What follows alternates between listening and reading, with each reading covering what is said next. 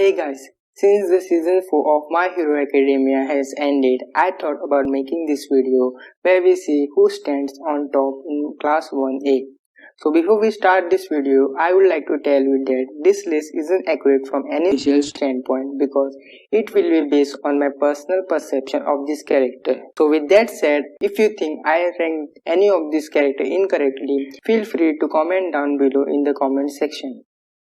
So at number 5, we got Kirishima. As we all seen in season 4, in which we got to see the new form that Kirishima has.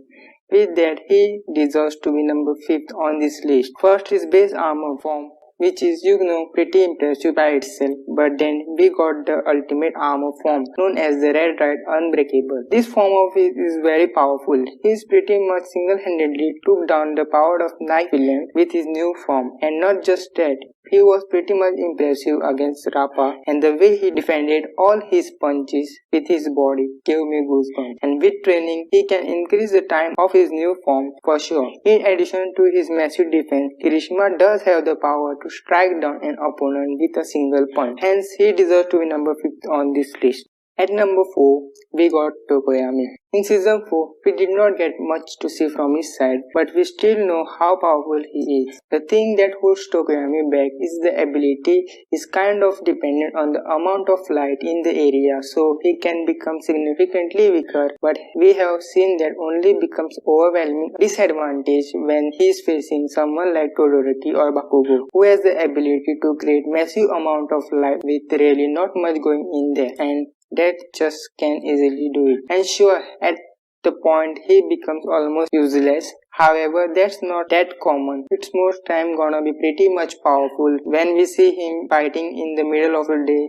Turns out no problem. He's making quick of most of the people, so he's definitely very powerful one despite the disadvantages to come. And not to mention, if we are gonna consider the disadvantages at all, it's also worth noting advantages of that, because when he is in pure nighttime, he becomes absolutely unbelievably overpowered, as we are seeing him able to control that more and more. So in certain situations, he is actually crazy powerful. So I think the 4th place is a very good spot for him.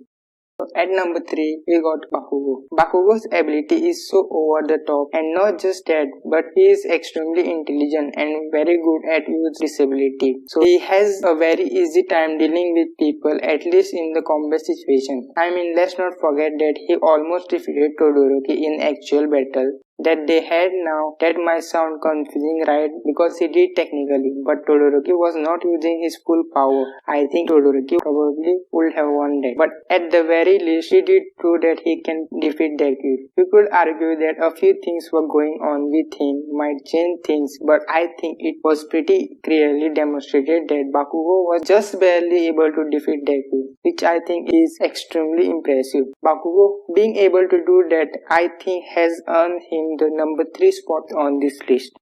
So at number 2, we got Midoriya. I don't think he is the most powerful character, but he is over the top. I will say he has become more powerful than Bakugo in season 3. Previously, he was more of a close combat fighter, but with his new moon, he can do a long range attacks and can take down his opponent without going too close to them. I would say the big 3 here are on different level than everyone, and they are only comparable to each other. I mean, this guy has one for all. It's like the most powerful club in the history of all time, and so I don't think I need to explain too much, as it is extremely versatile in every single way imaginable. He barely even able to use it compared to the All Might. Still, he is already this good, so he has earned numbers on this list.